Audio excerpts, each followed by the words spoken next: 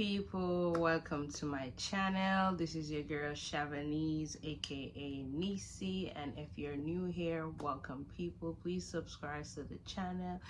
Give the video a thumbs up if you're liking these contents that I am putting out. So in today's video, I'm gonna be talking about what I have learned so far at a rehab and what my typical day is like. Is not the same all the time. If you're new here, I'm an LPN going on 2 years. Yay.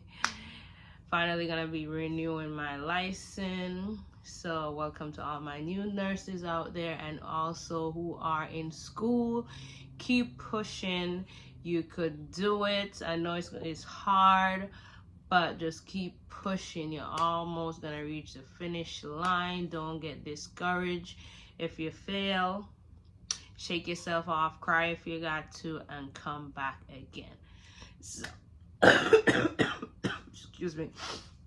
So let's jump into the video. So when I go to work, my shift is 7 to 3. They have 3 shifts. So you have nurse 24 hours in the facility. And a rehab is basically a step down from the hospital. The rehab I work for is like a Jewish-based rehab, so it's full kosher. You learn that in school with kosher. You don't mix the meat with the dairy, and you know all of those are all the Jewish holiday. It's good to kind of know people's religion so you don't say something bad or do something wrong to offend them in any way. So basically when I go in to work at 7, I clocked in. I gotta walk to my unit, which is the rehab side, because the facility that I work with, they also have nursing home. So when I walk with the rehab side, basically I put on my stuff and then I know my assignment that I'm on. So I pick up my sheet, which is like, say, my census, to say how much patient that I have for the day. But the max I have is 20. Sometimes you get 16, the least I see. But it's 20. I make round. So I check every room to know that all my patient is in there. They're breathing and they ain't dead. Because anybody gonna give me no dead patient if they die on a shift. I mean, I heard our story about nurses don't want to do paperwork pertaining to dead people and put it on the other person's shift. So yes, I always check my patient to make sure they're good, they're breathing. I like my patient them that snore, the one them that move, that kick in the morning, so I don't have to be there for a while looking. Is their chest moving? Are they alive? Okay, so after that, I do a report. We count the narcotics, because you want to make sure everything is good before you take the key. And then after that, she give me reports like telling me who is new moving. You kind of know who is new because you're on the floor. And if you're assigned to the cart and you're there full time, you know who is new, who just come. So basically for me, I want to know, not say, you could know their allergy, but it's in the computer, their allergy. You want to know who take their meds, crush, hold, who is alert, who is the complainer, who is going to call you every second. You want to give them their meds first, get them out the way, and keep pushing. And the thing is, all my new nurses, I was like that too. Things going to be late. It's going to be late. There's no way you're gonna give 20 people meds in 2 hours. You gotta do full set of vitals. And then emergency happen, complication happen, patient coded blue. You gotta stop doing what you're doing. You can't be like, oh, I gotta pass my meds, I ain't gonna help my patient. You gotta stop. You know, it's always prioritized. The more critical people, who you gonna see first. My diabetes people, my people who want IV antibiotic, you know, it's gotta go on time. Yes, sometimes you're gonna be late because you don't really know who get what, who get this. So there's another tip you could do. So when you go in, you get like, when I finish, you get, I got like 30 minutes. So you want to play around with the computer to see who meds come in first. Like most people meds say at 9 it kick in, so it's 1 hour before, 1 hour after. Some people say at 7:30, some at 8. So you want to get those people first. So I would say, I mean, working at a rehab is not easy. It's not easy, but it's doable if you're up for a challenge. And then when you learn, say you learn the carts, you know where your meds are, you know the generic name from the brand name and those type of stuff. Because if you don't know the name, you'll be on the cart searching. That happened to me. I be searching forever, like, different name. So I use an app called jugs.com, and that app, if you don't have it, go ahead and download it, because it's gonna save your life. It's gonna save you from looking around trying to figure out what is what and what is this. I don't even have it on this phone because this is not my phone I bring to work. The phone that I'm talking on, I bring to work. But you just type in drugs.com and you put in your drugs. It give you all the name they call the drugs. They tell you what the drugs is for, what you should take with the drugs, the side effect of the drug. You're not gonna be reading it like you have a test tomorrow. You're gonna glimpse real fast. Got a patient, them wanna know what you're giving them. They be taking 20 meds and they want you to tell them how much meds you give them and all of that. So I struggle a lot with the meds, like calling the name, because pronouncing the words is hard for me. It's very challenging. I'm still learning on my meds. So with this app, it said for me. It said vancomycin. I'm just calling drugs that I use all a lot. Some weird ass drugs that I don't even know who invent these words. But yeah. So with the rehab, you do learn a lot. You do wound care. You see all kind of wound first, second, third. You see wound vac. People open up when you see bone, tendons. I never see this stuff in real life. I only see stuff in books. So you see all of those people face, all of their face is gone. It's just like, you gotta be brave though. You gotta be brave. Nursing is not like all about money, money, money, money, money. You gotta love what you're doing, because you're responsible for 20 people. You got 20 lives in your hand. So you gotta know what you're doing and be alert. Look at your patient. Look at them. It's like if a fly pitch on them. It's like, treat them like you just have a newborn baby and you don't want nobody touch them. That's how I treat my patient. If I see a pinch on them, I'm like, where this come from? What's this?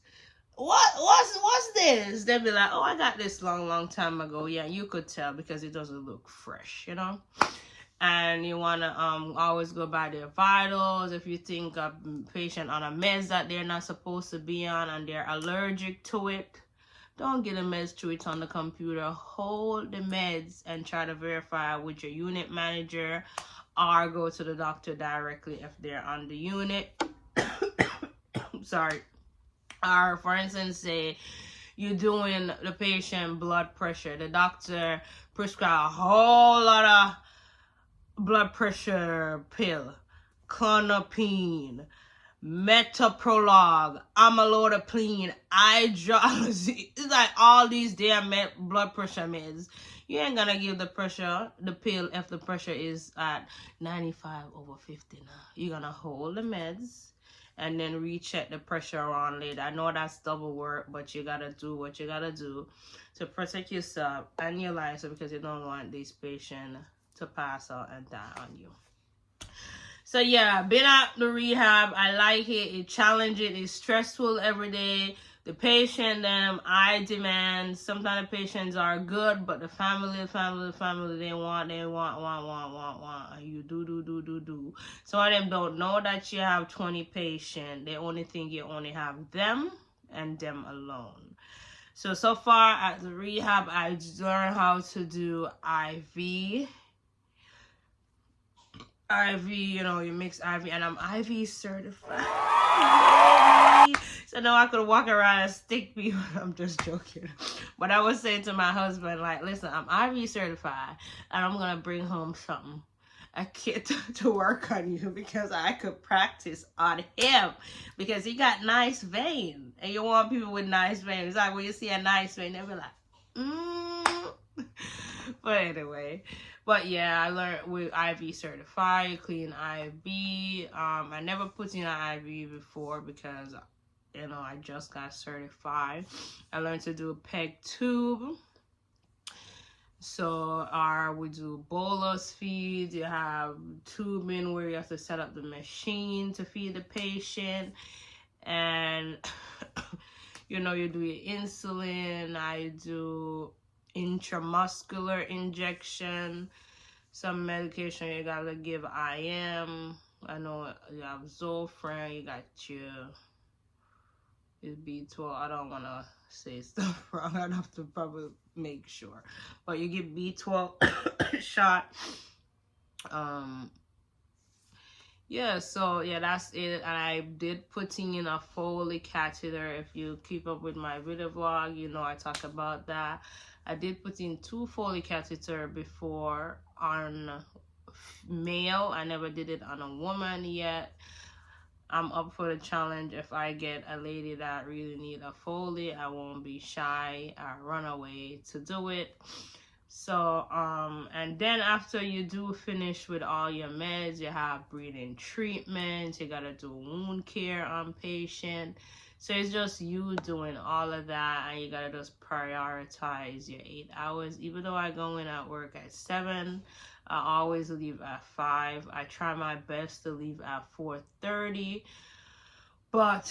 or 4, but not all the time it happened. One time I did leave early, but I think I did only have 16 patients. I didn't have much to do. And is that when I do finish working, I be finished everything. Like, I pass med twice. So when I do the morning medicine, I be finished, say, 11 to 11:30. And then we have to stop every day because we have meeting at 11. Sometimes you can't find your patient because they gone to occupational therapy, or they gone to physical therapy. You don't have them, so you just have to move on to the next person. So basically, from, say, I start at 7:40, you start looking at the computer, pulling out the pills, and then say by 11:30 I finish. Sometime if I can't find a person, it go to 11:30. Then when I'm done with that, I try to sit down and log all my vitals in the computer. Not necessarily I get to log all of them. Sometime, some days, as I say, is chaotic. You don't have the meds, you have to call pharmacy, figure out where the drugs is, or you gotta go to the Pixel to find the drugs, or you gotta go to the main supply to get stuff that you need, like pain patch, vitamin D, over-the-counter drugs are alcohol swipe, saline, insulin for the people. Then you gotta call pharmacy, you gotta check the fridge if you have your eye drops, your insulin, your Procrets, which is your iron shots to give the people. You want to always check the patient lab before you give any medication pertaining to labs. Even though the doctor put it in the computer, say give the patient this medication, for instance, Procrets. I always give people Procrets, but never say you're gonna give it, even though it's there. You want to check the lab to see what the person hemoglobin is before you could give the medication. So always check your lab to be on the safe side. Okay, you don't want to just stop people and give them medication even though it say you're supposed to give it. So sorry, when I finish doing my meds and I'm logging my vitals, because it do take time to log the vitals.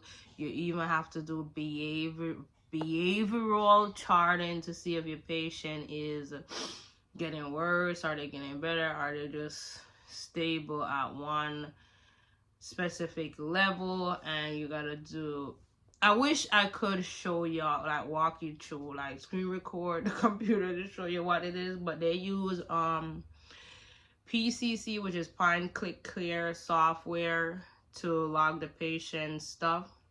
And you just gotta know a lot of shortcuts with the computer. You know, you have to know your copy and paste. Okay, every time you sign for narcotics, you gotta you have to put your password in, and that hold up time. So if you copy and paste your password, because you're on the computer until your shift done, so you just copy and paste it to sign your password. You know, to have your password available so you can sign it.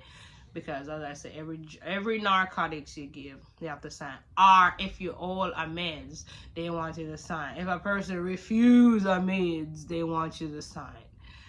But yeah, and then at the noon time, I do my noon meds. You have the Aki check. So far on my assignment, currently now, I only have one Aki check to do.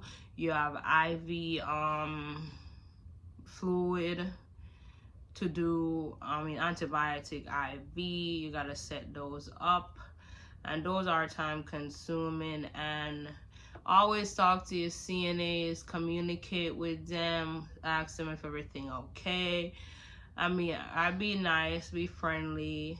I always say, please tell me what's going on with my patient. So far, my CNAs, them are super. You only have maybe one out of the couple that's could stay about their business, but so far they're all good. If they see as I said, a scratch, they let me know what's going on. I like when they tell me if the patient have a bowel movement, because I'm moving in and out. The most you spend in the room maybe 5 minutes, they spend maybe 10, because they're giving them showers and all of that. So they want, you want to communicate with them so they could tell you what's going on with your patient.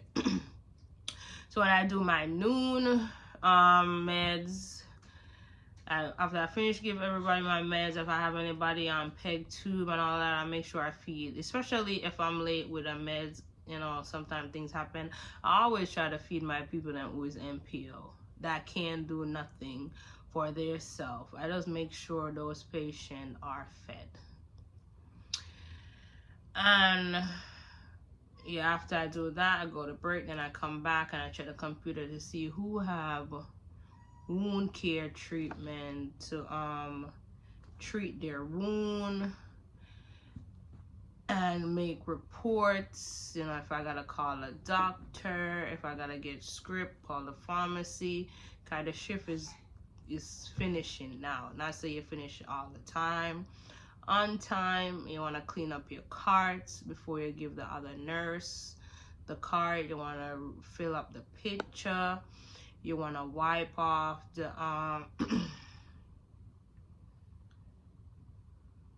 you want to wipe off the cart, take out your trash. And also on your cart, you have your jug buster. Like if a patient refuses a pill, you want to put them in a jug buster. You got your sharp container on your cart. Basically, I'm saying, don't be scared to work at a rehab if you really want to do it. I'm not going to say it's easy.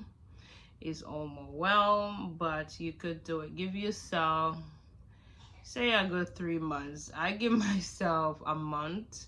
And I did get the hang of it because I wasn't fairly new at nursing. I was working somewhere else where I did have to in charge of 60 plus residents. So, and I was giving meds also and helping my med tech and all of that. So let me know what tip or strategy you use if you're working at a rehab or a nursing home. Let me know what you do to make your day go by. I mean, my day go by fast, but what you do to make you don't feel too overwhelmed, too stressed. Make your day go by real fast, and make sure everybody, I don't know, I don't want to say it wrong, but you don't want to feel rushed when you're in the patient room. Sometimes I feel like I'm rushing to do their vital sign. I don't want to feel rushed. I want to feel relaxed. But let me know if you have any tips of what you suggest if you work in a nursing home or a rehab. And let me know where you work down in comment. Let me know if you're still in school. And let me know what kind of video you guys want me to do again, and I will try to make the time to put the video out there. So I'll see you next time, and bye. I cannot fuck with you, baby, you right. You are not for me, goodbye.